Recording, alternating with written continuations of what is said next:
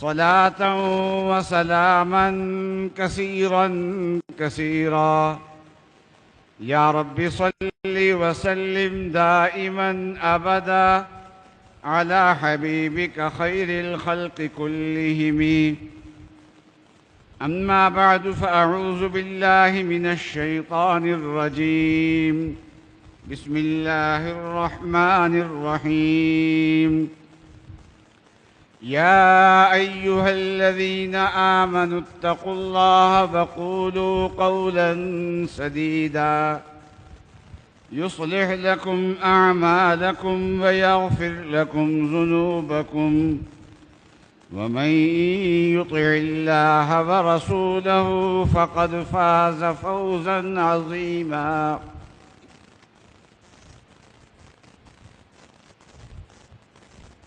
صدق اللہ العظیم وصدق رسولہ النبی الکریم.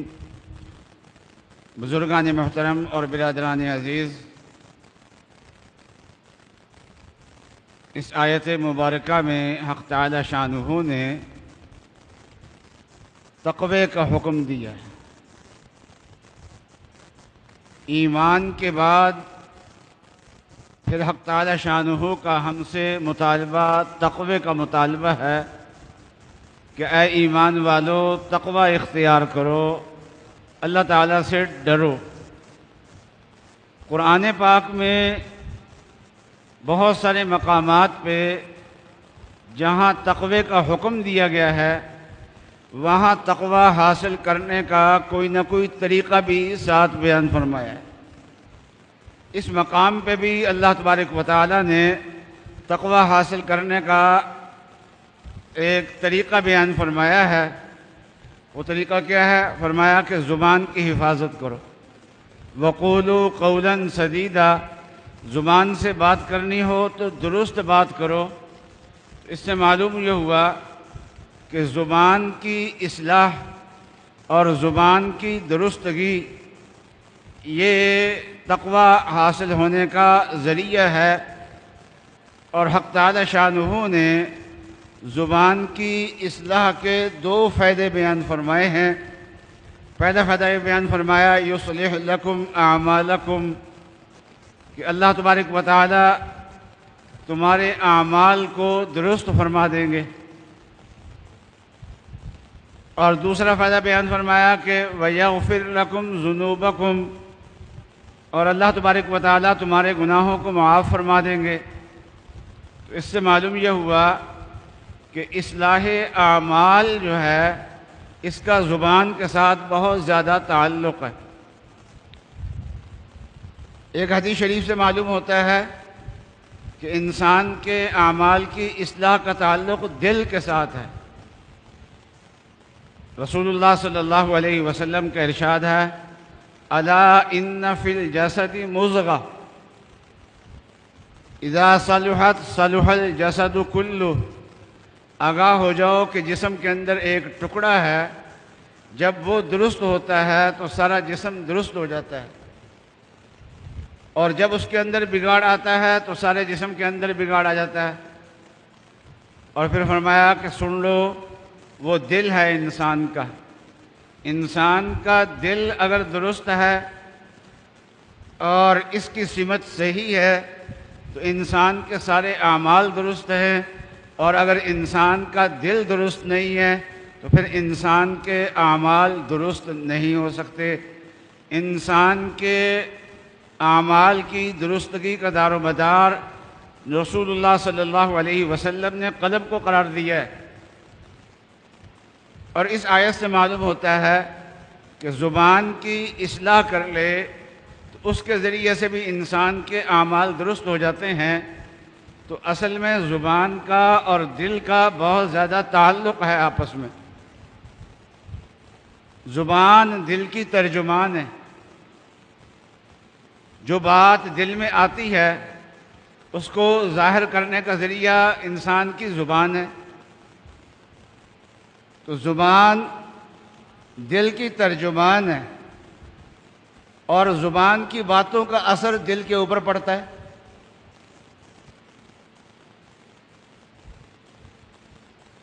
زیادہ بولنے سے انسان کا دل سیاہ ہو جاتا ہے، انسان کا دل زیادہ بولنے سے متاثر ہوتا ہے، اور اسی زبان سے ذکر اللہ کیا جائے تو دل کے اندر نور آتا ہے۔ تو دل کا اثر زبان پہ آتا ہے، زبان کا اثر دل پہ آتا ہے، اس لیے ان دونوں کا آپس میں بہت زیادہ تعلق ہے۔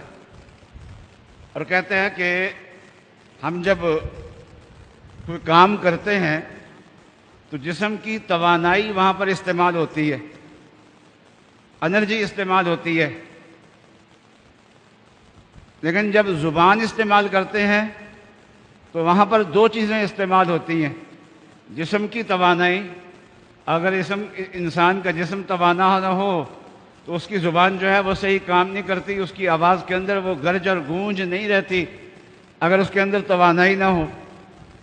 دوسرا، زبان جو ہے یہ جب استعمال ہوتی ہے تو اس کے ساتھ دل کا نور استعمال ہوتا ہے، اس لیے زیادہ بولنے سے انسان کے دل کا نور جو ہے وہ بجھ جاتا ہے، دل کا نور انسان کا متاثر ہوتا ہے اس کے ذریعے سے۔ اس لیے جیسے اعمال کی اصلاح کا تعلق انسان کے دل کے ساتھ ہے، اسی طریقے سے انسان کی اعمال کی اصلاح کا تعلق انسان کی زبان کے ساتھ بھی ہے۔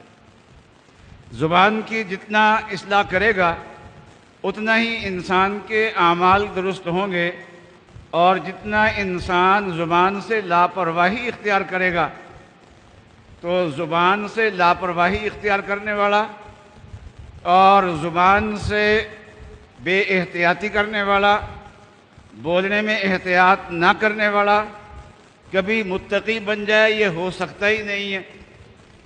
تقویٰ تبھی آئے گا جب زبان کی اصلاح ہوگی، اور زبان کی اصلاح سے صرف تقویٰ نہیں آتا بلکہ پہلے سے انسان کو جو دین حاصل ہے اس دین کے اندر مضبوطی آ جاتی ہے۔ ایک مرتبہ حضرت صلی اللہ علیہ وسلم سے حضرت معاذ نے سوال کیا کہ یا رسول اللہ، مجھے کوئی ایسی چیز بتا دیجئے، ایسے اعمال بتا دیجئے جس کی وجہ سے جنت میں داخل ہو جائیں اور دوزخ سے بچ جائیں۔ رسول اللہ صلی اللہ علیہ وسلم نے فرمایا کہ تو نے عظیم سوال کیا ہے، اور لیکن اس آدمی کے لیے آسان ہے جس کے لیے اللہ تعالیٰ آسان فرما دے۔ اور پھر رسول اللہ صلی اللہ علیہ وسلم نے اسلام کے وہ بنیادی 5 اعمال بیان فرمائے، لا الہ الا اللہ محمد رسول اللہ کی گواہی دینا، نماز پڑھنا، روزہ رکھنا، زکوٰۃ دینا اور بیت اللہ کا حج کرنا۔ یہ 5 اعمال پھر آن حضرت صلی اللہ علیہ وسلم نے بیان فرمائے، اور اس کے بعد فرمایا کہ کیا الا ادلک علی ابواب الخیر، کیا خیر کے دروازے نہ تجھے بتا دوں؟ پھر آن حضرت صلی اللہ علیہ وسلم نے خیر کے دروازے بتائے، اور پھر فرمایا کہ کیا دین کا سر اور دین کا ستون اور دین کی بلند چوٹی نہ بتا دوں؟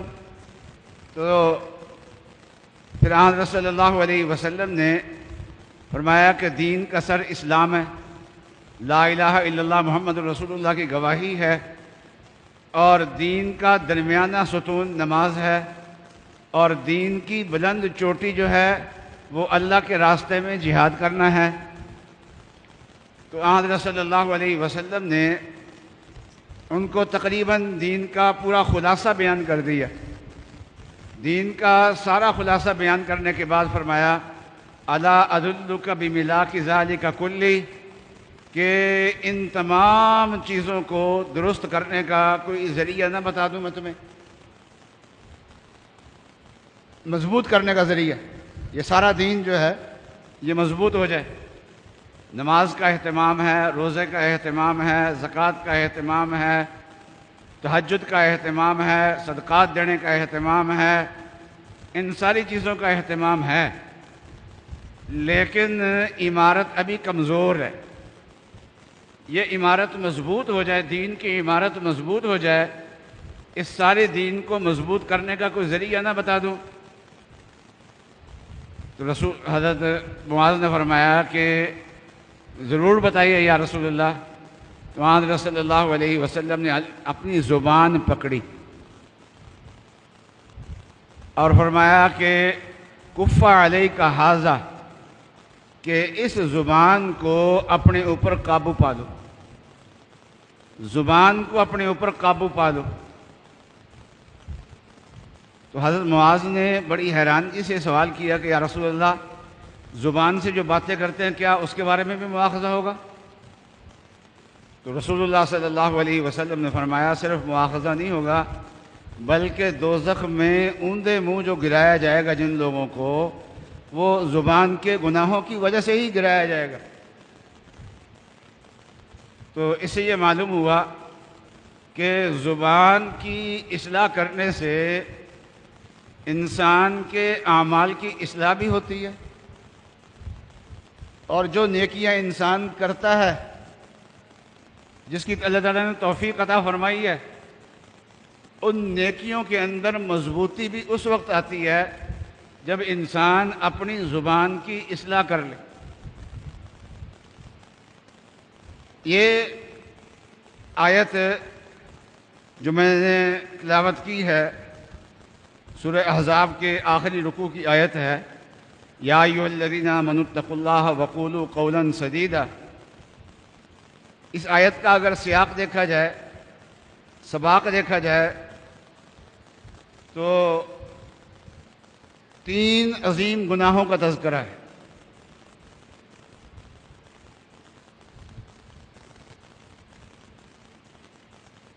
اور بعض گناہ تو انتہائی مہلک گناہ ہیں، اللہ تبارک و تعالیٰ معاف فرمائے۔ ایک گناہ بیان فرمایا، ان الذین یؤذون اللہ ورسولہ لعنہم اللہ فی الدنیا والآخرۃ واعد لہم عذابا مہینا،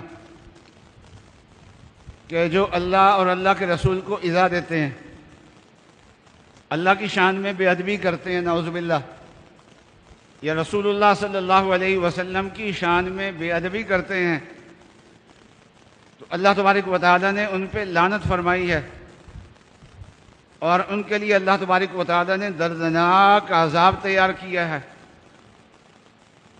اللہ تبارک و تعالیٰ کسی کی زبان سے ایسا لفظ کبھی نہ کہلائے جس سے اللہ تبارک و تعالیٰ کی شان میں بے ادبی ہوتی ہو، اور جس سے نبی اقدس صلی اللہ علیہ وسلم کی شان میں بے ادبی ہوتی ہو۔ آج کل لوگ جو ہے نا بے باک ہو گئے ہیں، لوگ زیادہ بے باکی جو ہے ہر جگہ اچھی نہیں ہوتی۔ دیکھیے، عام آدمی کے بارے میں آدمی بات کر لیتا ہے، لیکن والدین کے بارے میں بولتا ہوا انسان احتیاط کرتا ہے، اس لیے کہ ان کا ایک مقام ہے، ان کے مقام کی وجہ سے انسان جو ہے بہت ساری وہ باتیں بھی نہیں کرتا جو جس کو صحیح سمجھتا ہے، ان کی شان میں احتیاط کرتا ہے، انسان احتیاط سے کام لیتا ہے۔ کیوں احتیاط سے کام لیتا ہے؟ اس لیے کہ والدین کا مقام اور والدین کی شان بہت بڑی شان ہے۔ دنیا کے کروڑوں اربوں والدین اکٹھے ہو جائیں اور ان کی شانیں اکٹھی ہو جائیں تو نبی اقدس صلی اللہ علیہ وسلم کی شان ان تمام شانوں سے بڑھ کے ہے، بلکہ سارے والدین کی شان اکٹھی ہو جائے، سارے انبیاء علیہم السلام کی شان اکٹھی ہو جائے تو نبی اقدس صلی اللہ علیہ وسلم کی شان ان سے بڑھ کے ہے، اور پھر اللہ تبارک و تعالیٰ کی شان ساری شانوں سے بڑھ کے ہے۔ تو بے باکی انسان کے اندر کب آتی ہے؟ یہ اللہ اور اللہ کے رسول کی بے ادبی انسان کب کرتا ہے؟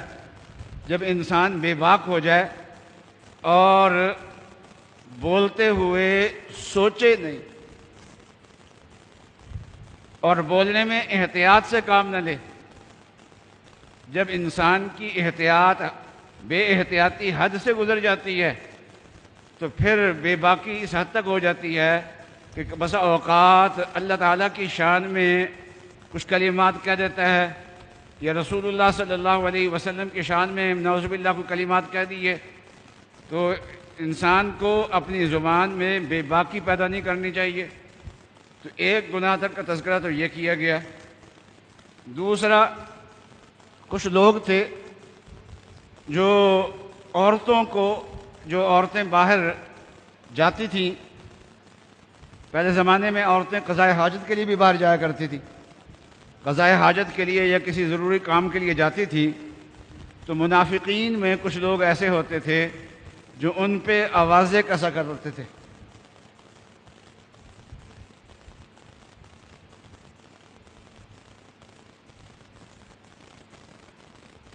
اور ان کو ایذا پہنچایا کرتے تھے۔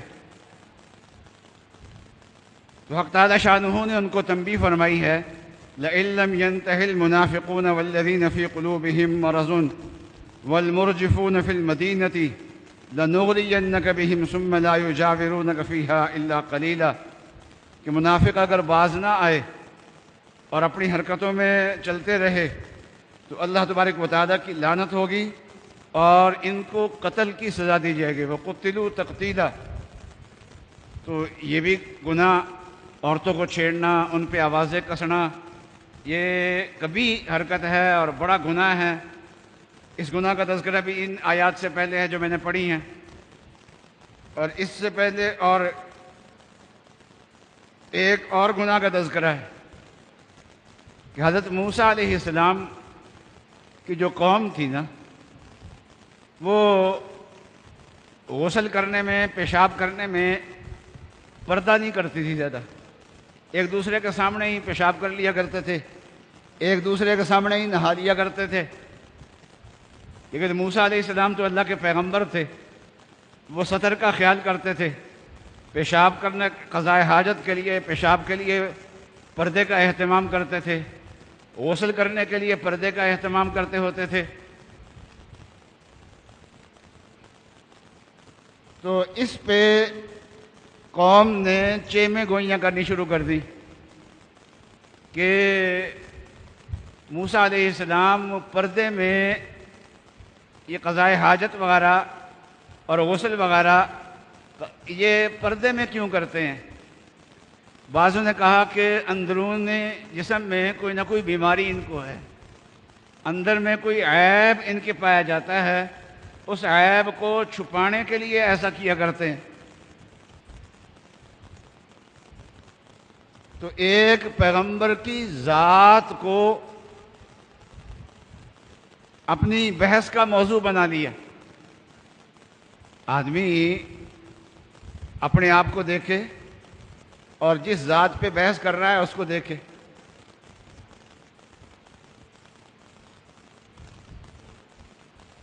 تو آدمی کو احتیاط سے کام لینا چاہیے کہ بحث کرنی ہے تو اپنے برابر کے آدمی کے بارے میں بحث کر لے، اول تو اس کے بارے میں بحث نہیں کرنی چاہیے انسان کو۔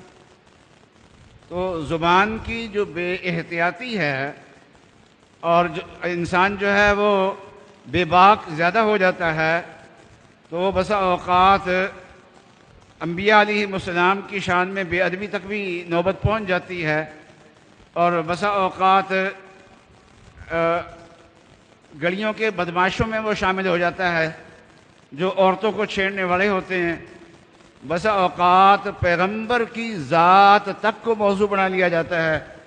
یاد رکھیے، پیغمبر کی ذات کو جلدی موضوع نہیں بنانا چاہیے، بغیر مجبوری کے موضوع نہیں بنانا چاہیے، اس لیے کہ یہ اتنا نازک مقام ہے کہ یہ مقام عرش سے بھی زیادہ بلند ہے، اور یہاں پر انسان کو بہت زیادہ احتیاط سے کام لینے کی ضرورت ہے۔ لیکن بنی اسرائیل جو ہیں وہ حضرت موسیٰ علیہ السلام کی شان میں کیا ہے بحث کرتے تھے۔ تو حق تعالی شانہ نے فرمایا کہ اگر انسان زبان کی احتیاط کر لے تو یہ بڑے بڑے جتنے گناہ ہیں ان گناہوں سے انسان بچ سکتا ہے۔ زبان جو ہے یہ عمل کی مشین ہے، زبان کے ذریعے سے انسان نیکیاں کرنا چاہے تو بے انتہا نیکیاں کر سکتا ہے، اور اسی زبان کے ذریعے سے انسان اگر گناہ کرنا چاہے تو بے انتہا گناہ کر سکتا ہے۔ تو زبان کی اصلاح کیا ہے کہ انسان خاموشی کی عادت ڈالے۔ رسول اللہ صلی اللہ علیہ وسلم کا ارشاد ہے، من صامت نجا، جس آدمی نے خاموشی اختیار کر لی اس نے نجات پا لی۔ جو آدمی یہ چاہتا ہے کہ میں اپنی زبان کی اصلاح کروں، اس کو زیادہ خاموشی اختیار کرنی پڑے گی۔ ویسے زبان کی اصلاح میں اصل یہ نہیں ہے کہ آدمی بالکل خاموش ہو جائے، بالکل خاموشی اختیار کر لینا یہ زبان کی اصلاح نہیں ہے۔ اصل تو یہ ہے کہ اعتدال ہو زبان میں، جو بات کہنے کی ہے وہ کہے، اور جو بات نہیں کرنے کی اس سے زبان کو بند رکھے۔ لیکن اس اعتدال تک پہنچنے کے لیے انسان کو اپنی زبان بند کرنی پڑتی ہے۔ زبان بند کرنا یہ نبی اقدس صلی اللہ علیہ وسلم نے یہ مستقل عمل بتایا ہے۔ ہم بہت ساری نیکیاں کرتے ہیں، لیکن بعض نیکیاں ایسی ہیں کہ جن کی طرف ہمیں توجہ نہیں ہوتی۔ ان نیکیوں میں سے ایک نیکی آدمی کا خاموش رہنا ہے۔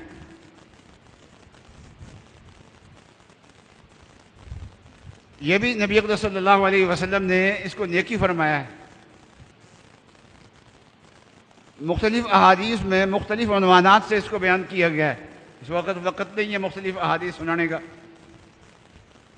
اور پھر حضرت صلی اللہ علیہ وسلم اگر زبان سے کوئی بات ارشاد فرمائیں تو رسول اللہ صلی اللہ علیہ وسلم کی بات تو انتہائی قیمتی بات ہوگی نا۔